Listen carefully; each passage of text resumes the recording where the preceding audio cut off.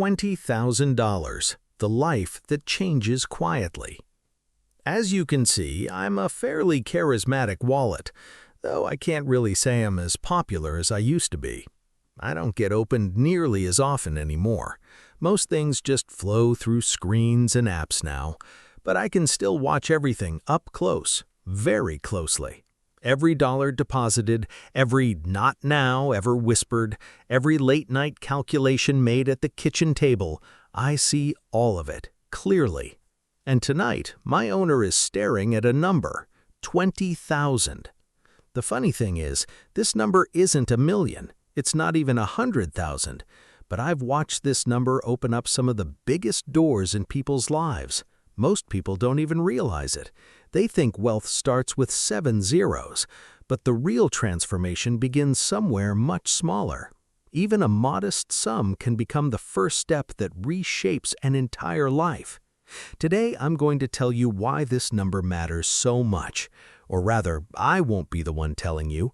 I'll simply be passing along everything I've witnessed so far. Because the hero of this story isn't me, it's you. And what I'm here to do is help you bring out the hero hiding inside you. Chapter 1. The Silent Prison of Survival Mode. I remember what it felt like when there was no money. Back when I was in my owner's pocket, I had a hand in everything. Every decision was a calculation. Coffee or save that money instead. Taxi or walk for half an hour. These small calculations might look insignificant, but they're the kind of thing that quietly exhausts your brain day after day, because at that moment, your brain is only interested in one thing: staying alive. Psychologists call this a scarcity mindset. I have a simpler name for it: making decisions out of fear. When you're in a scarcity mindset, you can't think about the future, because your brain has no room left for growth. All its energy goes toward facing the immediate threat. This isn't laziness, this isn't a lack of discipline, it's simply biology. It's like trying to plan a vacation while your house is on fire. That's exactly why someone living in scarcity stays in a job they hate, despite the misery. They waste time in a relationship they see no future in. They say yes to things they don't want because they have no safety cushion to absorb the risk of saying no. But one day, this changes, and the turning point comes much sooner than you might think. Research shows that even a $2,000 emergency fund increases a person's sense of financial well-being by 21%. $2,000. A sum as small as a vacation or a new phone when you think about it. But this small cushion is enough to pull you out of scarcity mode. And when that cushion grows to 3 to 6 months of living expenses, around $20,000, a second leap happens. Because now your brain has room not just for surviving, but for growing. I've seen this over and over. When my owner had little money, he met everything with a question: can I even do this? As the money began to grow, the question changed: how can I make this grow even more? In other words, those first $2,000 and later $20,000 you start saving can be powerful enough to reshape the very way your brain thinks. Same person, same intelligence, but an entirely different state of mind. Chapter 2. The Physics of a Rolling Boulder. Have you ever tried pushing a boulder up a hill? The first few meters are the hardest. Your arms burn, your breath runs short, you feel like you're not moving at all. For a moment, it feels like the boulder might tip back and crush you. But at a certain point, something strange happens. The boulder starts using its own weight. It needs less and less of your pushing. And once it crests the hill, you're no longer pushing it, it's carrying you. The whole thing has flipped completely. $20,000 is that tipping point. Let me walk you through some simple math to make it click. Someone setting aside $1,000 a month and investing it at an 8% return takes 19 months to reach their first $20,000. 19 months of discipline. And after that, bigger doors start opening up. Yes, it might feel a little tough along the way. Yes, you might need to tighten things up a bit. But on the other side of that, different doors start opening for you. The boulder starts working for you. And here's where it gets even better. The second $20,000 doesn't take 19 months. It takes 17. Same effort, same contribution, same risk, but 2 months faster. Why? Because your first $20,000 is now working alongside you. While you go about your daily life, your money keeps growing on your behalf. Even while you sleep, it's growing. By the time you reach your third $20,000, the timeline shrinks again. And by the time you hit $400,000, you'll see the next $20,000 appear in just 5 months. What once took you nearly 2 years to save for the first time now happens in 5 months on its own, without any extra effort from you. The money you've already saved works like a personal financial analyst, putting in the hours and building on what you already have. I always describe it the same way. Money is like a snowball. When you first roll it, it's small, it looks insignificant. But if the slope is long enough, if time is on your side, that snowball eventually grows large enough to surprise even you. And in this sense, the system doesn't really work all that differently for the wealthy. They use the same index funds, the same banks, the same basic rules. The difference is scale. And scale turns small percentages into big outcomes. Money really does make money. A 10% return on $2,000 gives you $200. Nice, but it won't change your life. That same 10% on $20,000 gives you $2,000. That's where the conversation changes entirely. Chapter 3. Walk Away Money. When my owner had little money, I had a front row seat to his relationship with work, and that relationship was darker than you might think. When you're living in scarcity, you become forcibly dependent on your job. The boss might be terrible, the environment toxic, the work meaningless, but you can't leave because you need that next paycheck. And that puts you in an incredibly weak bargaining position. You can't ask for a raise because you can't afford to get fired. You can't push back against unfairness because you need the job more than it needs you. But when you've saved $20,000, you gain something entirely different. I call it walk-away money, knowing that you could quit tomorrow and survive for months. That knowledge gives you a confidence you genuinely wouldn't expect. You don't have to use it. Most of the time, you won't. But just knowing it's there changes everything. You ask for that raise more comfortably because the worst answer is no, and you'll still be just fine. You push back against unfair demands because you're not afraid of the consequences. The worst thing that could happen to you at work is getting fired, and even then, the money you've saved is already buying you something priceless. The time to find something better, the space to breathe, the freedom to think clearly. And strangely, that confidence feeds itself.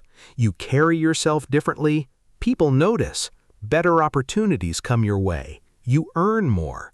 Think of it like a superpower you never have to activate. Whether you use it or not, somewhere in the background, that savings is working for you, providing a quiet guarantee.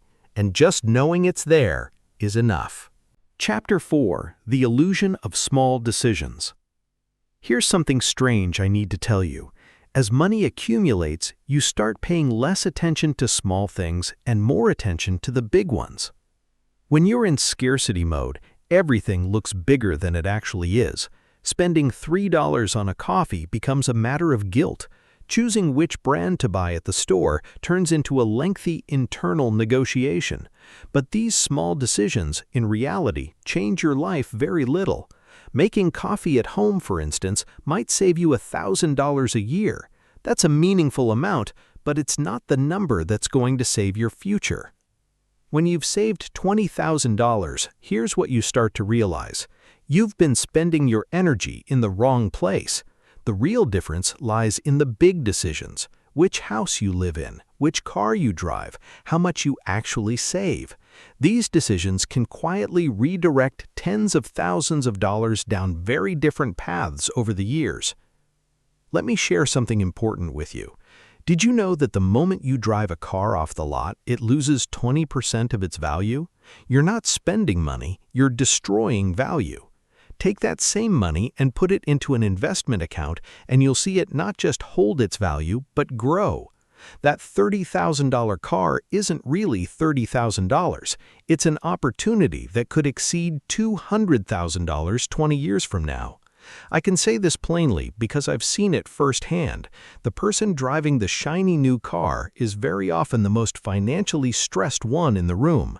The person driving an older but reliable car very often sleeps more soundly at night. Chapter 5: The Identity Shift. Now, I'm going to tell you something most people never notice. This might be the most important part of this entire video. Saving $20,000 isn't just changing a bank balance. To have saved this money from scratch means you've tracked every single dollar for months, maybe years. It means you've said no to things you wanted. It means you've resisted the impulse to buy something that caught your eye in the moment. In other words, you've begun to develop and actually apply the maturity to keep yourself in check. And when you do that, you prove something to yourself. I'm the one controlling money. It doesn't control me. This isn't just a financial skill. It's the ability to take the reins of your own life. And once you've gained that skill, it very often becomes a habit. I watched this happen with my owner. Before the $20,000, even a $4 coffee was a small internal debate. Then one day I noticed that debate was gone because he finally knew his priorities. He had already made the big sacrifice. The small things no longer drained his mental energy. And alongside that, something else changed: the way he perceived threats. When you're living in scarcity, every unexpected expense is a catastrophe. Car breaks down, catastrophe. Computer dies, catastrophe. Rent goes up, catastrophe. These are emergencies that shake you to your core. But when you have $20,000 in your corner, those same events shrink into minor inconveniences.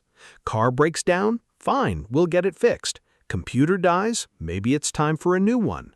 Rent goes up? Maybe it's time to find a better place or ask for a raise. When you have a financial cushion, even the way you perceive events begins to change. And beyond that, you start seeing opportunities you couldn't see before.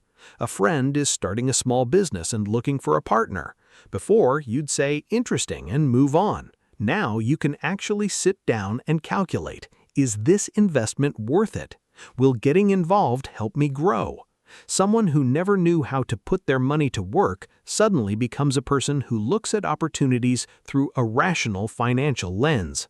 This is what wealthy people mean when they say money attracts money. It's not some cosmic justice. It's simply this: if you have money, you have options.